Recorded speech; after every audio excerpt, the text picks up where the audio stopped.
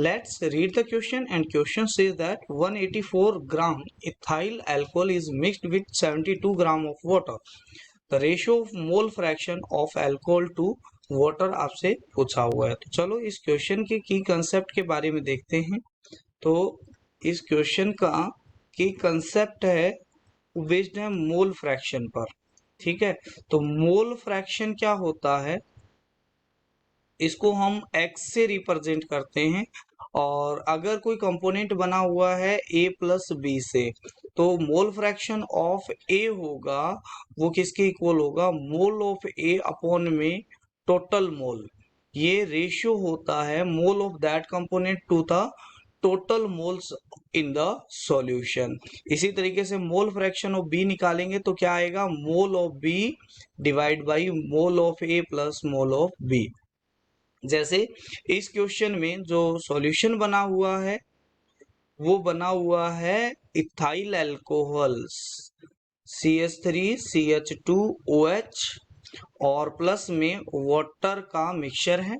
अब इसका अगर मोलर मास देखा जाए तो इसका मोलर मास होता है वो होता है 46, मोलर मास होता है 46।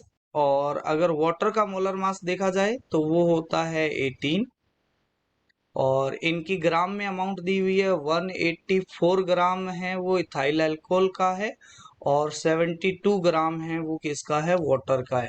तो हम मोल्स ऑफ पहले निकाल लेते हैं इथाइल अल्कोहल। तो इथाइल अल्कोहल के मोल निकालते हैं तो क्या आएगा, ग्राम में मास दिया हुआ है 184 डिवाइड बाई इसका मोलर मास जो होता है 46, तो ये आएगा 4 मोल। और अगर मैं मोल ऑफ वाटर निकालता हूं तो ये आता है 72 given mass upon molar mass, तो ये भी आता है 4 मोल।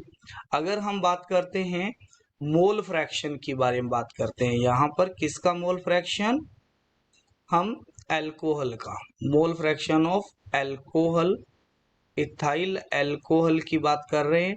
तो यहाँ पर आएगा mole of ethyl alcohol upon total moles. तो इथाइल अल्कोहल के मोल है 4 डिवाइड बाई कितना आ जाएगा 4 प्लस 4, तो ये आ जाएगा 1/2। और मोल फ्रैक्शन ऑफ अगर वाटर की बात करते हैं तो moles of water divide by total moles, तो ये भी कितना आ जाता है 4 डिवाइड बाई 4 प्लस 4, ये आ गया, ये भी आ गया 1/2।